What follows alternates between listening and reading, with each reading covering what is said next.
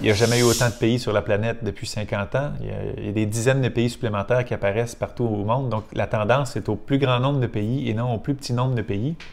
Et l'exemple qu'on donne souvent, c'est l'Europe. On nous dit l'Europe s'unit alors que vous voulez vous séparer. Mais les 27 pays de l'Union européenne sont des pays souverains qui se sont unis surtout sur le plan économique, donc pour faire des échanges commerciaux. Mais il n'y a pas un Français qui utilise les impôts des Grecs, puis il n'y a pas un Danois qui vote les lois en Angleterre. Et il n'y a pas un Finlandais qui décide de quel traité international va relier l'Espagne avec le reste du monde.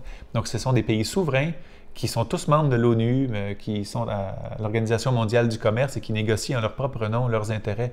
C'est ça qu'on veut. Donc, on veut évidemment s'unir économiquement avec toute la planète. Et le Québec est d'ailleurs déjà l'endroit en Amérique du Nord le plus ouvert économiquement. On exporte à peu près la moitié de tout ce qu'on produit. On est déjà très ouvert sur le monde. Puis le projet de souveraineté, c'est un projet d'ouverture encore plus grand. Donc, l'argument que les gens s'unissent pendant qu'on veut se séparer, c'est absolument faux. Les gens s'unissent économiquement, ce qu'on fait déjà. Mais sur le plan de la souveraineté, il n'y a personne qui veut laisser sa souveraineté. Dans l'histoire de l'humanité, il n'y a jamais un pays qui est devenu souverain puis qui a voulu redevenir une province ou un canton. C'est jamais arrivé. Puis c'est certainement pas le Québec qui serait le premier à regretter sa liberté, puisqu'on part déjà à un niveau de développement plus élevé que tous ceux qui l'ont fait avant nous. Et d'ailleurs, la plupart des pays récents qui ont acquis leur liberté, on n'en entend pas beaucoup parler parce que ça va bien.